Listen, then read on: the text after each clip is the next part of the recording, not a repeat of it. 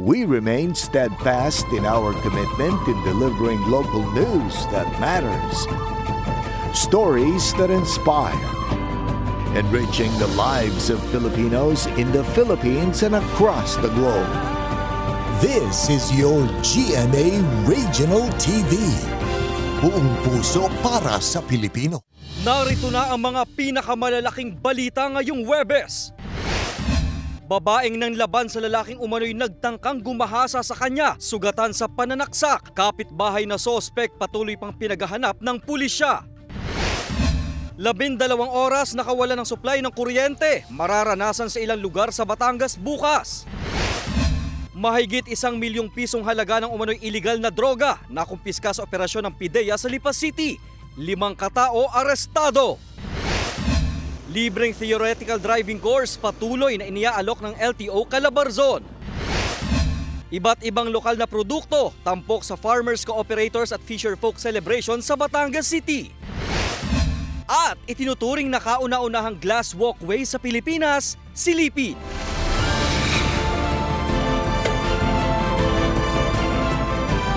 Ito ang GMA Regional TV, Balitang Southern Tagalog. Magandang hapon mga kapuso, narito na ang Balitang Southern Tagalog. Hatid namin ang mga pinakamalaki at pinakahuling balita sa Timog Katagalugan. Live mula rito sa GMA Batangas Station, ako po si Ace Medrano. Inaasahan ang 20% pagbaba sa presyo ng bigas sa Setyembre dahil sa pagtaas umano ng produksyon at bawas sa taripa.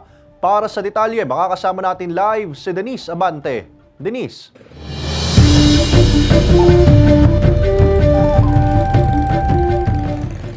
Ace, mula sa 49 pesos to 66 pesos na per kilo ng bigas, maaari daw na bumaba ito mula sa 45 to 62 pesos sakaling maipatupad ang pagbawas sa taripa.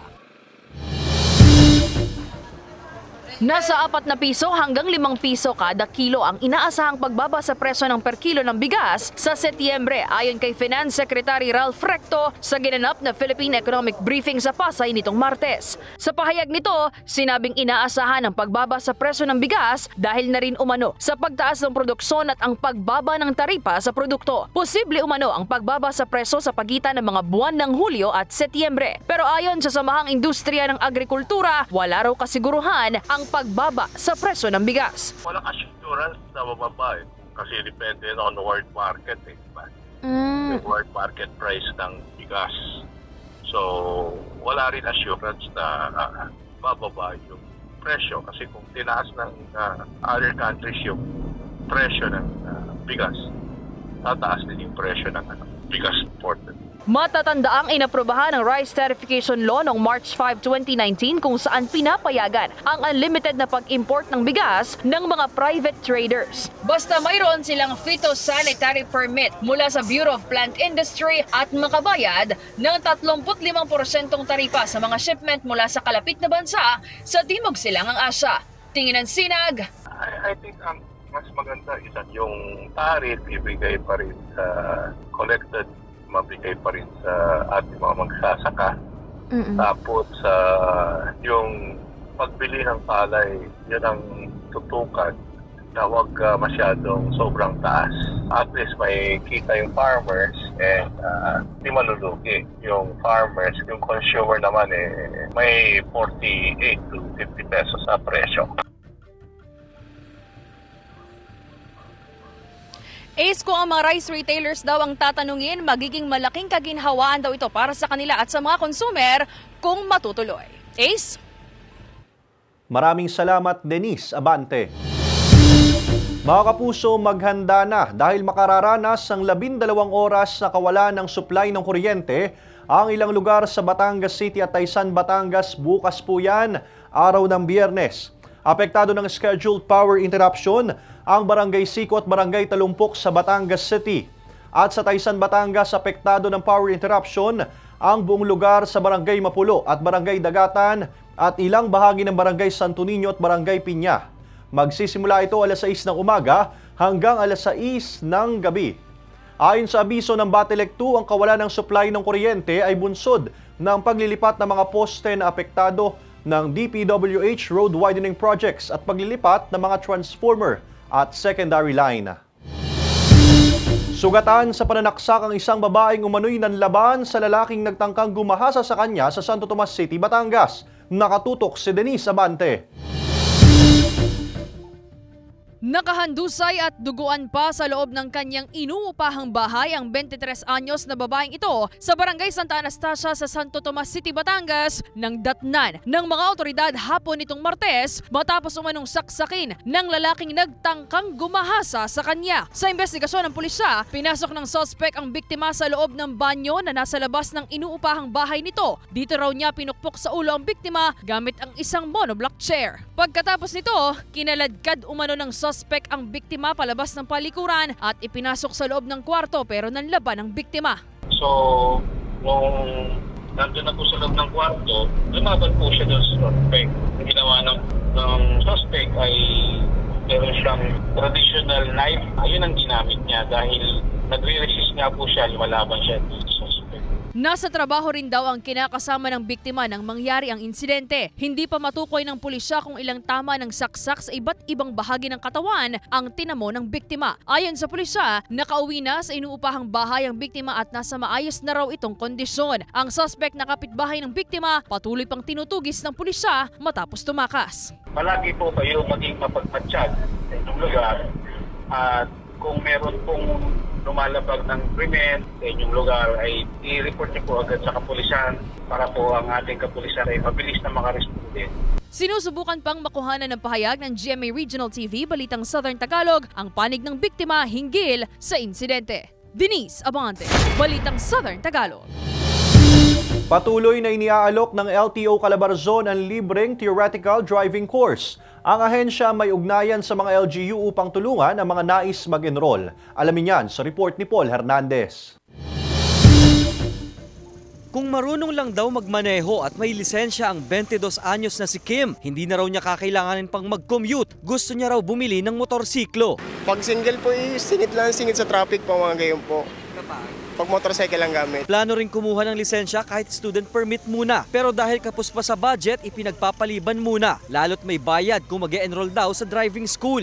Opo, nag-iipon po ako para sa personal talaga. Malaking bagay po yung pag gayon. Kapag meron? Pag meron sasakyan, sariling sasakyan. Ang Land Transportation Office o LTO, tuloy-tuloy pa rin ang alok na libreng theoretical driving course o TDC para sa gaya ni Kim. 2 araw lang daw ang bubunuin dito. Ang unang araw ay more on theoretical. Sa pangalawang araw ay mabibigyan na sila ng student permit. Kaya lang kailangan nilang magbayad ng medical which we cannot give it for free. Kailangan lang daw pumunta sa opisina nila o di kaya mag-inquire sa munisipyo para sa free TDC na ibinibigay ng ahensya. Kung kukuha po kayo sa driving school ay it will cost 1,500. So we are doing it for free. May mga LGUs na nag-organize para sa kursong ito. Pwede rin sila pumunta sa LTO. May mga district offices kami.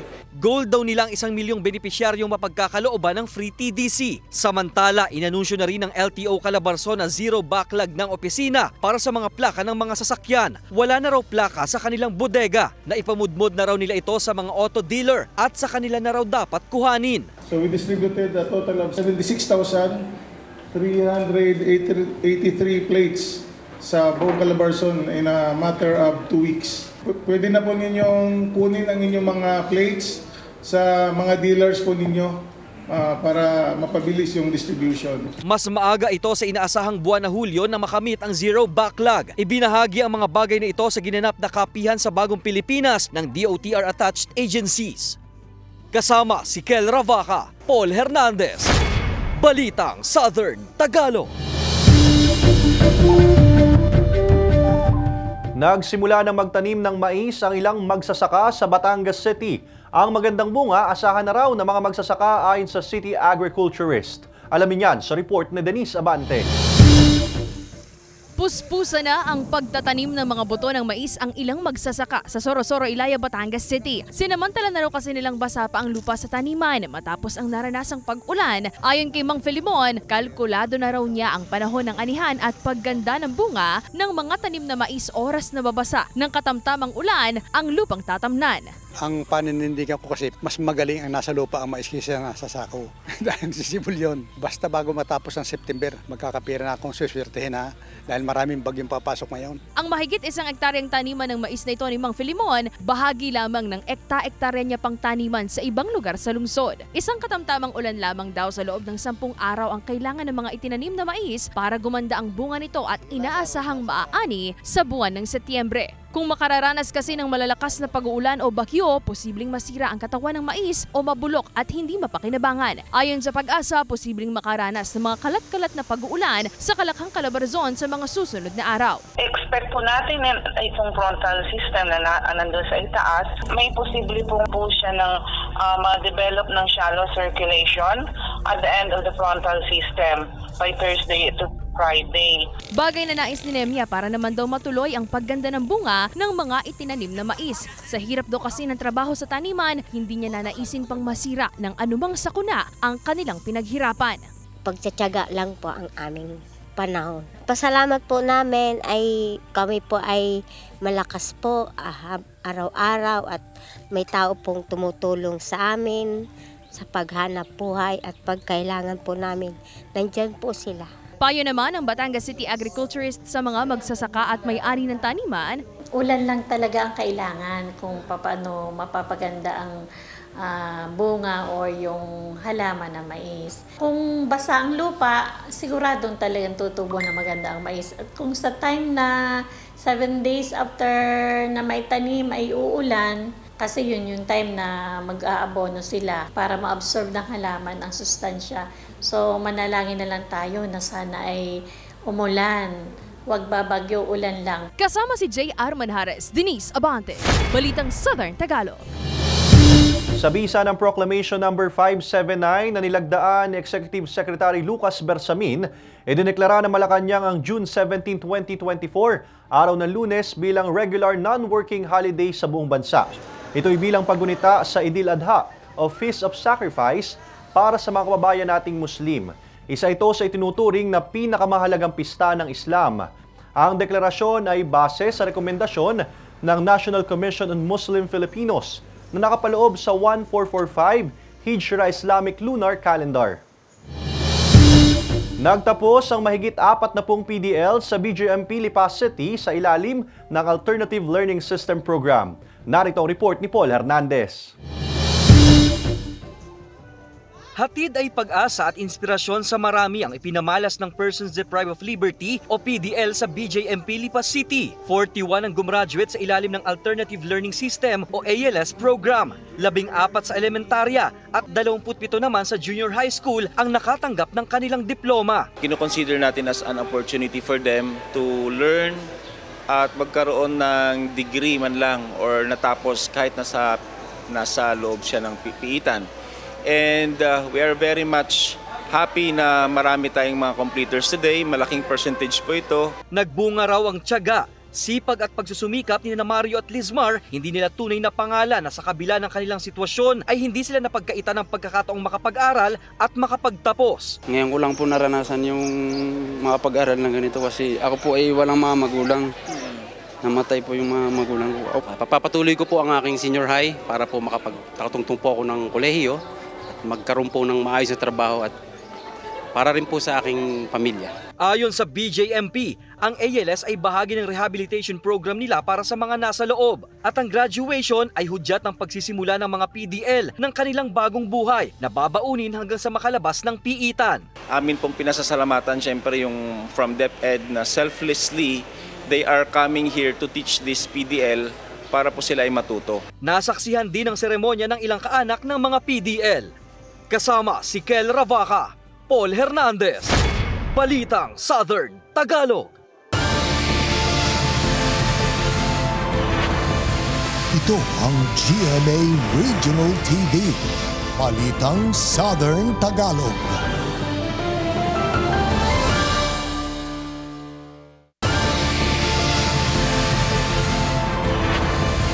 Ito ang GMA Regional TV, Balitang Southern Tagalog. Nahuli na ng pulisya ang sospek sa pamamaril sa kapwa habal-habal driver sa Santo Niño, Batangas City. May follow-up report si Denise Abante.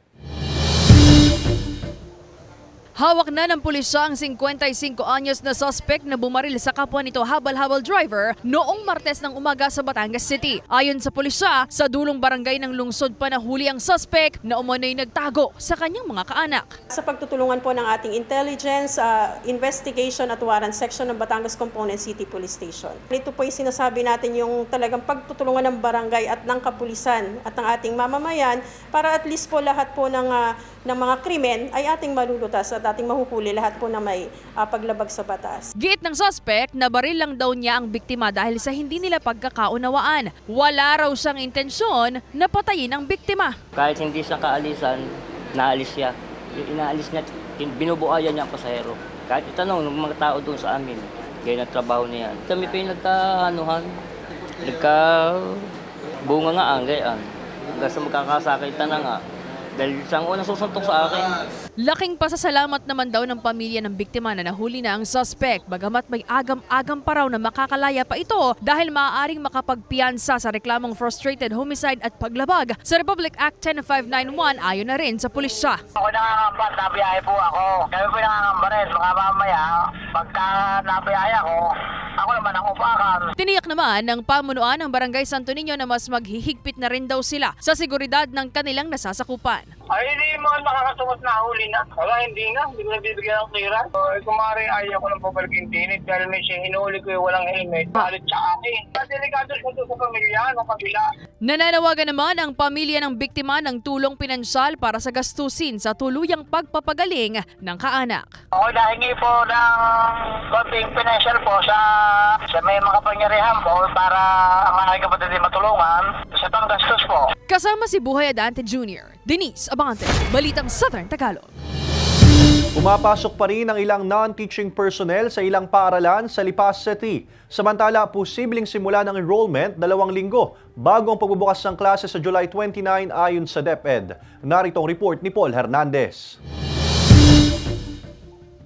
School break activated sa maraming paaralan sa bansa. Ramdam ng naka-vacation mode ang mga estudyante pati na sina sir at ma'am. 1 buwan silang bakasyon batay rin sa utos ng Education Department. Ang non-teaching personnel pumapasok.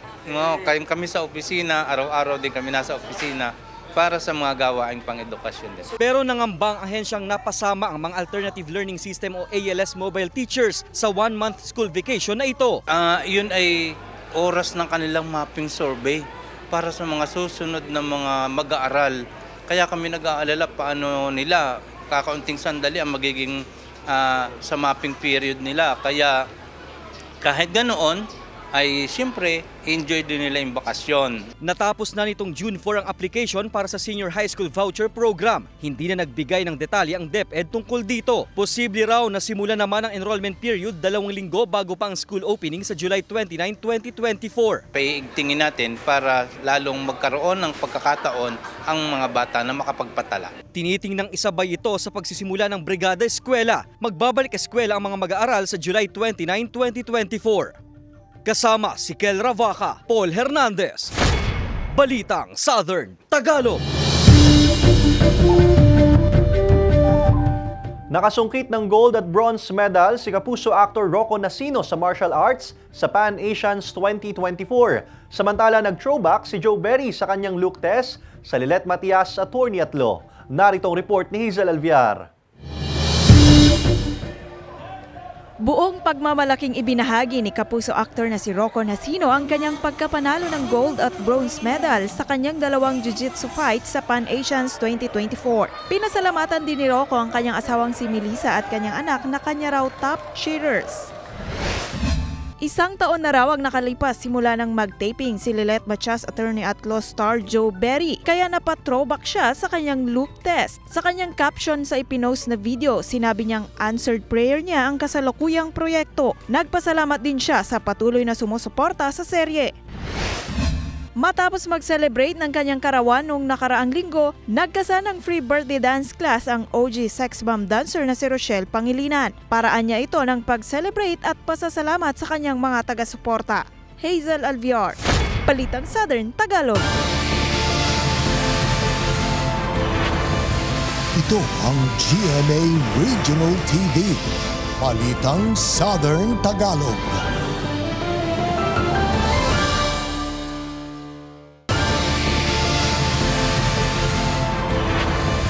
Ito ang GMA Regional TV, Balitang Southern Tagalog.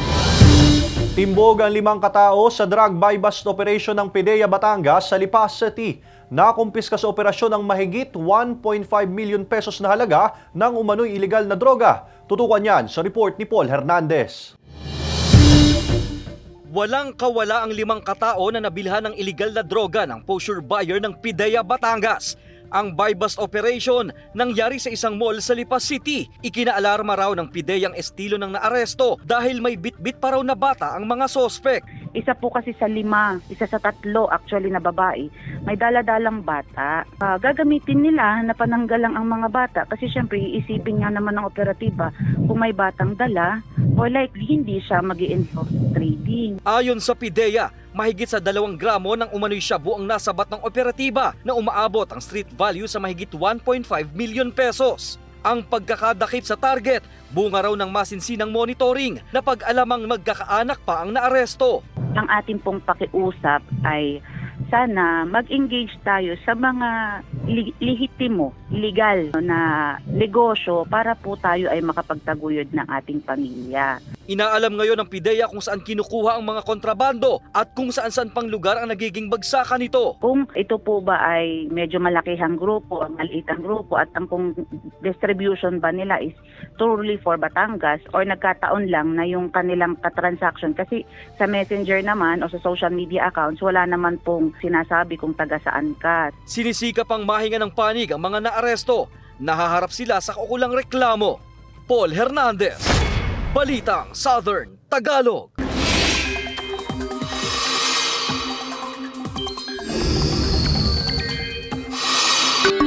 Mga kapuso, tapos na ang monsoon break dahil nagbabalik na ang southwest monsoon o hanging habagat na posibleng magpaulan ulit sa maraming lugar sa bansa. Nakakaapekto yan ngayon sa kanlurang bahagi ng Luzon at Visayas. Sa datos ng Metro Weather, halos buong Calabarzon at Mimaropa ang uulanin. May matitinding buhos ng ulan sa Mindoro provinces kaya mataas ang tsansa ng mga pagbaha o pagguho ng lupa. May posibilidad din ng ulan o localized thunderstorms sa iba pang bahagi ng bansa. Tampok sa farmers, cooperators at fisherfolk celebration ang iba't ibang lokal na produkto sa Batangas City. Silipin yan sa report ni Denise Abante. Sabi nga sa sikat na awiting pambata na Bahay Kubo, kahit munti, ang halaman doon ay sari-sari. Pero hindi magkakaroon ng mga halaman at gulay kung wala ang mga magigiting na magsasaka. At ang mga sari-saring ani gaya ng mais, kakao at iba pang mga uri ng gulay, tampok sa isinagawang Farmers Cooperators Fisherfolk Celebration ngayong araw sa Office of the City Agriculture. Time out muna sa bukid, dito muna sila sa syudad para ibenta at itampok ang mga pinaghirapang itanim at anihing mga produkto. Para kay Aling Rosario, malaking bagay ang mga ganitong programa para kahit papaano raw ay makilala ang kanilang mga produkto at makabawi rin sa naranasang pagkalugi nang maapektuhan sila ng El Nino noong mga nakaraang buwan. Ang naging production namin ay halos kalahati hong nawala. Malaking tulong na din pong ibinibahagi nila po sa aming mga magmamais. Na-encounter po namin kung paano na mapapalago yung ibang mga halaman. Para sa lokal na pamahalaan ng lungsod at lalawigan, isang pagpupugay at pasasalamat ang selebrasyong ito para sa mga magsasaka at mangingisda. Sila po kasi ang mga kagapay sa pagpapaunlad ng sektor na agrikultura sa lungsod ng Batangas. Saludo po kami sa inyo dahil kung hindi dahil po sa inyo, wala po kaming masustansya, ligtas, at preskong gulay at prutas sa aming hapagkainan. Bago tayo mag-umpisa na isang proyekto, kailangan may merkado. Napakahirap po na yung ating mga bida ngayon, ang ating mga magsasaka, tanim ng tanim, wala namang pupuntahan ang kanilang ano. So, minamarapat po natin na ganun ang mangyari. Tampok din dito ang ipinagmamalaking produktong buri o ang lokal na asukal na makukuha mula sa puno ng buli sa Isla Verde. Ito ang pangunahing pangkabuhayan ng mga taga Isla Verde, kaya laking tuwa ng mga residente na unti-unti nang nakikilala ang kanilang produkto. Dito po makikita at makikilala ng iba-ibang ahensya, iba-ibang NGO at saka po yung mga negosyante na makita nila ang aming produkto na yari sa buli. Dito po nagmumula ang mga pinag-aaral namin sa aming mga anak, nagiging hanap buhay po ng aming mga kababaihan, mga senior, yung mga nagis na po naming mga ninuno, ito po talaga ang mga nagpalaki sa kanila. Kaugnay ng selebrasyon, may panawagan naman ang alkalde ng lungsod at Department of Agriculture sa mga magsasaka. Mga magulang nating farmers, fisher folks, ang pakiusap ko sa inyo, isama niyo ho sa diskusyon ng inyong mga anak. Sabihin niyo sa inyong mga anak, anak, ako nga ay i-research mo ano nga ang mga bagong pamamaraan ngayon sa pagtatanim. Baka yan ay unti-unti mapupukaw ho natin ang interest o yung kagustuhan ho ng ating mga anak to go into farming. Huwag po nating itigil ang ating gawain sa pag-produce lang ng pagkain. Ano po, maging negosyante po tayo. Sa totoo lang po, ang pagsasaka ay napakagandang negosyo. Ano po, hanggat may taong kumakain, hanggat ang Pilipino ay nabubuhay, kailangan ng pagsasaka. Pag-aaralan daw ng pamahalang lungsod kung paano mahihikayat ang mga kabataan sa pagtatrabaho sa bukirin. Kasama si Buhay Adante Jr., Denise Abante, Balitang Southern Tagalog.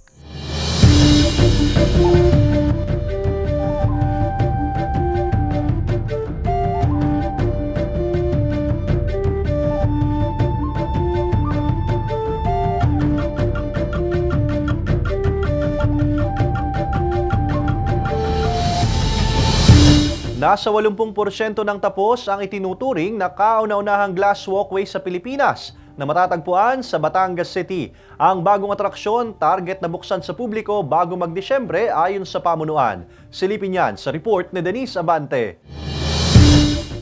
Bukod sa mga naggagandahang beach at masasarap na kainan, may isang lugar na bagong aabangan. Para ito sa mga adventurous at kakaibang trip basta't matatag ang loob at hindi takot sa heights. Matatagpuan yan dito lang sa Batangas City. Tara na't ating silipin ang 45-meter high glass walkway sa Barangay Pagkilatan, Batangas City. Pero bago ito marating, road trip muna tayo sa palikulikong daan. Oops! Huwag kabahan, papunta pa lang yan. Ingat-ingat lang dahil matarik ang kalsada. Ilang minuto pa, makikita na ang 78 metrong taas na estatwa ni Birheng Maria na kung tawagin ang Monte Maria Shrine. Pagdating sa lugar, bubungad ang maaliwalas na paligid at sariwang hangin na perfect for relaxing. At syempre pa, ang 45 metrong taas at 118 metrong haba ng glass walkway na tila nakakalula kung titingnan pa lang. Ayon sa pamunaan ng Monte Maria Shrine 2023 pa nang simulan itong glass walkway para sa mga turista at mga Batanggenyo. Lakas ng loob at tibay ng sikmura ang kailangan para hindi ka malula mula rito sa itaas. Monte Maria, it's really a world-class destination for tourists all over the world, especially from the Philippines to a place to go to, no? It's a tourist destination. That is the main purpose of this glass walk. May 3 inches na kapal ng bubog o salamin ang ginamit sa walkway na mula pa raw sa ibang bansa. Imported din ang mga bakal at ilang pampatibay para rito. Pasilip lang muna yan sa ngayon. Hindi pa bukas sa publiko ang glass walkway dahil sa ilan pang mga dokumentong inaasikaso sa LGU. Magkakaroon din ng water test at pressure test sa mga bubog ng walkway para makita ang tibay at tatag nito. Pero bago mag-Disyembre ngayong taon, ang target ng pamunuan na buksan ito sa publiko kung saan nasa 250 to 300 pesos ang entrance fee. We are still in the process of complying with all the permits. Pero after that, sabi ko nga doon sa mga ibang vlogs, siguro mga 5 months or before Christmas, talagang minamadali na ito. Kasama si Jay Armanhares, Denise Abante, Balitang Southern Tagalog. Mark your calendars mga kapuso, makikisaya lang naman ang Sparkle Stars na sina Kate Valdez, Michael Seeger at Cocoy De Santos sa Sinukmani Festival Concert sa Rosario, Batangas. Bukas na po yan, araw ng Biyernes, June 7, alas 6 ng gabi sa Gualberto Avenue. Sa darating na June 9 naman, araw ng Linggo, abangan si Kapusong Rochelle Pangilinan sa gaganaping Court and Street Dance Competition sa kaparehong lugar. Sinsay na sa Rosario, Batangas. See you there mga kapuso! Samantala, mapapanood niyo po ang episode na ito at iba pa ang pinakahuling lokal na balita sa official website ng GMA Regional TV. www.gmaregionaltv.com. Pwede rin kayo bumisita sa aming official YouTube channel, GMA Regional TV, at i-click ang subscribe button para sa pinakamainit na balita mula sa rehiyon. Dahil sa GMA Regional TV, local news matters. At yan ang mga pinakamalaki at pinakahuling balita sa Timog Katagalugan. Maraming salamat sa pagsama sa amin, pati na mga kapuso sa ibang bansa na tumutok sa mga balita sa rehiyon. Kami, ang GMA Regional TV Balitang Southern Tagalog. Buong puwersa para sa mas malaking misyon at mas malawak na paglilingkod sa bayan.